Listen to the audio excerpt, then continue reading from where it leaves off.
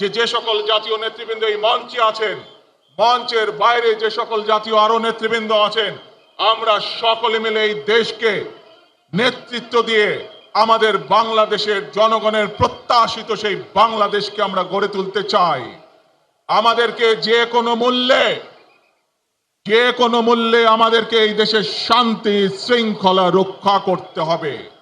যে কোনো উস্কানির মুখে আমাদেরকে ধীর শান্ত থাকতে হবে। প্রিয় ভাই বোনেরা, আমরা দেশের শান্তি চাই, আমরা দেশের শান্তি চাই, আমরা দেশের শান্তি চাই। প্রিয় ভাই বোনেরা, মার্টিন লুথার কিং নাম শুনেছেন না আপনারা? নাম শুনেছেন তো আপনারা? মার্টিন লুথার কিং, তার একটি বিখ্যাত ডায়লগ আছে, আই হ্যাভ এ ড্রিম। আজ এই বাংলাদেশের মাটিতে দাঁড়িয়ে আপনাদের সকলের সামনে আমি বলতে চাই, বাংলাদেশ জাতীয়তাবাদী দলের একজন সদস্য হিসাবে আপনাদের সামনে আমি বলতে চাই, I have a plan for the people of my country, for my country. আজ এই পরিকল্পনা দেশের মানুষের স্বার্থে, দেশের উন্নয়নের জন্য, দেশের মানুষের ভাগ্যের পরিবর্তনের জন্য যদি সেই প্ল্যান, সেই কার্যক্রম, সেই পরিকল্পনাকে বাস্তবায়ন করতে হয়, প্রিয় ভাই বোনেরা, এই জনসমুদ্রে যত মানুষ উপস্থিত আছেন, এই সারা বাংলাদেশে গণতন্ত্রের শক্তি যত মানুষ উপস্থিত আছেন, প্রত্যেকটি মানুষের সহযোগিতা আমার লাগবে। প্রত্যেকটি মানুষের সহযোগিতা আমাদের লাগবে। আপনারা যদি আমাদের পাশে থাকেন, আপনারা যদি আমাদেরকে সহযোগিতা করেন, ইনশাআল্লাহ আমরা আই হ্যাভ এ প্ল্যান বাস্তবায়ন করতে সক্ষম হব।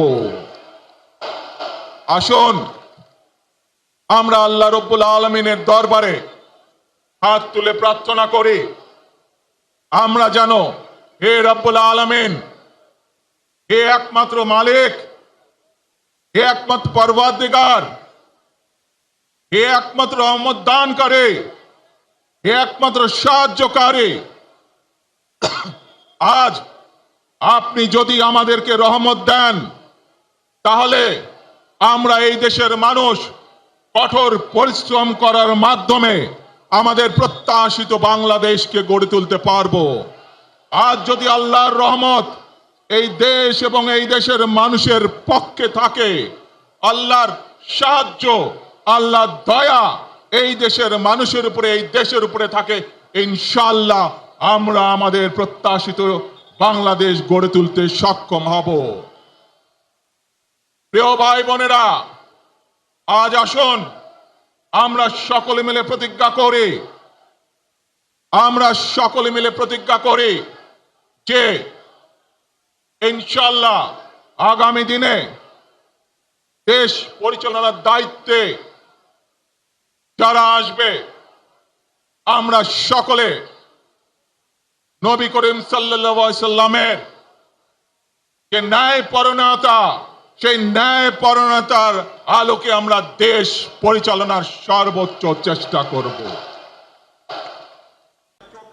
শত শত হাজারো গুম খুনের শিকার হয়েছে শুধু রাজনৈতিক দলের সদস্য নয়, নিরীহ মানুষও প্রতিবাদ করতে গিয়ে অত্যাচার নির্যাতনের শিকার হয়েছে, জীবন দিয়েছে। 2024 সাল মাত্র সেদিনের ঘটনা। কিভাবে আমরা দেখেছি আমাদের তরুণ প্রজন্মের সদস্যরা কিভাবে নিজের জীবন উৎসর্গ করেছে দেশের এই স্বাধীনতা এবং সার্বভৌমত্বকে রক্ষা করার জন্য। প্রিয় ভাই বোনেরা, কয়েকদিন আগে এই বাংলাদেশের 24-এর আন্দোলনের এক সাহসী প্রজন্মের এক সাহসী সদস্য ওসমান হাদিকে হত্যা করা হয়েছে। ওসমান হাদি শহীদ হয়েছে। প্রিয় ভাই বোনেরা, ওসমান হাদি চেয়েছিল এই দেশের মানুষের জন্য গণতন্ত্র প্রতিষ্ঠিত হোক, এই দেশের মানুষের গণতান্ত্রিক অধিকার প্রতিষ্ঠিত হোক, এই দেশের মানুষ তাদের গণতান্ত্রিক এবং অর্থনৈতিক অধিকার ফিরে পাক। আজ 24-এর আন্দোলনে যারা শহীদ হয়েছেন, ওসমান হাদি সহ 71-এ যারা শহীদ হয়েছেন, বিগত স্বৈরাচারের সময় বিভিন্নভাবে খুন গুমের শিকার হয়েছেন, এই মানুষগুলোর রক্তের ঋণ যদি শোধ করতে হয়, আসুন আমরা আমাদের সেই প্রত্যাশিত বাংলাদেশ গড়ে তুলব, যেখানে আমরা সকলে মিলে কাজ করব, যেখানে আমরা সকলে মিলে আমাদের প্রত্যাশিত বাংলাদেশকে গড়ে তুলব। প্রিয় ভাই বোনেরা, বিভিন্ন আধিপত্যবাদ শক্তির গুপ্তচরেরা বিভিন্নভাবে ষড়যন্ত্রে এখন লিপ্ত রয়েছে। আমাদেরকে ধৈর্যশীল হতে হবে, আমাদেরকে ধৈর্য ধারণ করতে হবে। বিশেষ করে তরুণ প্রজন্মের যে সদস্যরা আছেন, আপনারাই আগামী দিন দেশকে নেতৃত্ব দিবেন, দেশকে গড়ে তুলবেন। এই দায়িত্ব তরুণ প্রজন্মের সদস্যদেরকে আজ গ্রহণ করতে হবে, যাতে করে এই দেশকে আমরা সুন্দরভাবে গড়ে তুলতে পারি। শক্ত ভিত্তির উপরে গণতান্ত্রিক ভিত্তি, শক্তিশালী অর্থনৈতিক ভিত্তির উপরে যাতে এই দেশকে আমরা গড়ে তুলতে পারি। প্রিয় ভাই বোনেরা, আমার সাথে আজকে মঞ্চে এখানে বহু জাতীয় নেতৃবৃন্দ বসে আছেন।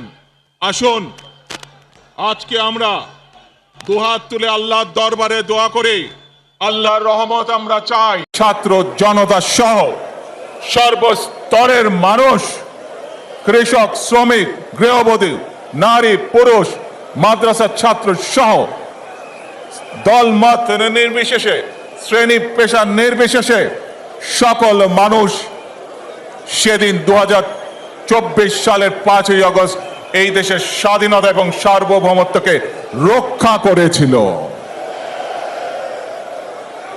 প্রিয় ভাই বোনেরা, আজ বাংলাদেশের মানুষ কথা বলার অধিকার ফিরে পেতে চায়, তারা তাদের গণতান্ত্রিক অধিকার ফিরে পেতে চায়। বাংলাদেশের মানুষ চায় তারা তাদের যোগ্যতা অনুযায়ী ন্যায্য অধিকার পাবে। প্রিয় ভাই বোনেরা, আজ আমাদের সময় এসেছে সকলে মিলে দেশ গড়ার।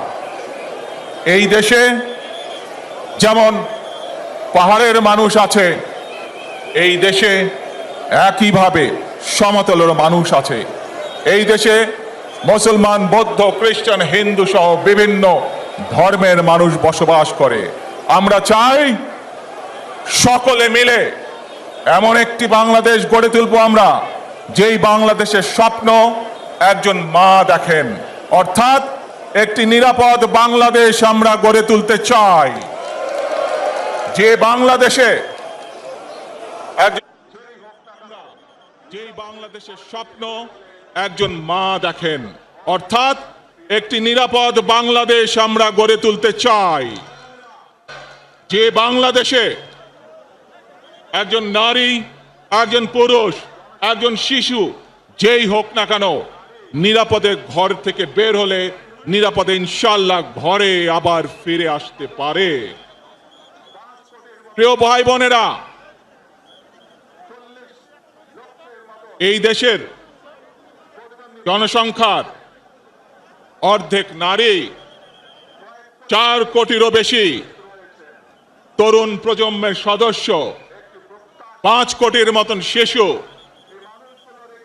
40 লক্ষের মতন প্রতিবন্ধী মানুষ রয়েছেন,